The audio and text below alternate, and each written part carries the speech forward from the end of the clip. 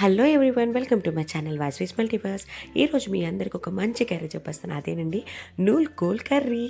ఇది చాలా రేర్గా దొరుకుతుంది. మాకైతే మాత్రం ఇది అమ్మమ్మ ఒరిస్సా నుంచి తీసుకొస్తుంది. మా అమ్మమ్మ బరంపూర్లో ఉంటారు. ఆవిడకి ఒక 74 ఇయర్స్. ఇప్పటికీ ఆవిడ ఒట్టె చేతులతో ఎప్పుడు వచ్చేదే కాదు. వచ్చిన ప్రతిసారి ఏదో ఒకటి తీసుకొని వస్తూనే ఉంటుంది.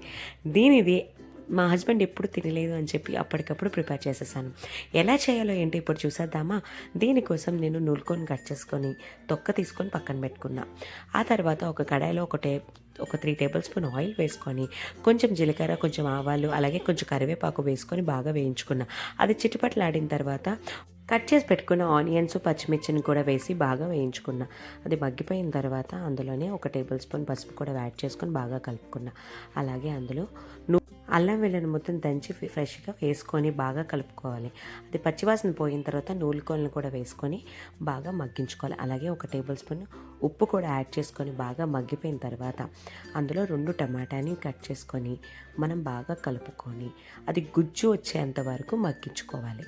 అది బాగా మగ్గిపోయిన తర్వాత ఇంకొక టేబుల్ స్పూన్ ధనియాల పొడిని కూడా అందులో యాడ్ చేసుకోవాలి. అలాగే 1.5 టేబుల్ స్పూను మనం కారాన్ని కూడా అందులో యాడ్ చేసుకొని బాగా కలుపుకోవాలి. అది బాగా కలిసిపోయిన తర్వాత ఉప్పుని అడ్జస్ట్ చేసుకుంటాలి ఇంకొకసారి. ఆ తర్వాత అందులో మనము ఒక 30 ml వాటర్ని వేసుకొని బాగా కుక్ అవ్వాలి. దగ్గరగా అయిపోయిన తర్వాత స్టవ్ అనేది ఆఫ్ చేసుకొని సర్వ్ చేసుకోండి. చపాతీల్లో కానీ రైస్లో కానీ చాలా బాగుంటుంది. ఇది చాలా మంచిది కూడా. చాలా అడ్వాంటేజ్ ఉన్నాయి నూలుకూర తినడం వల్ల. అప్పుడప్పుడు దొరికినా కూడా ఇది కుక్ చేసుకోండి. చాలా అంటే చాలా బాగుంటుంది.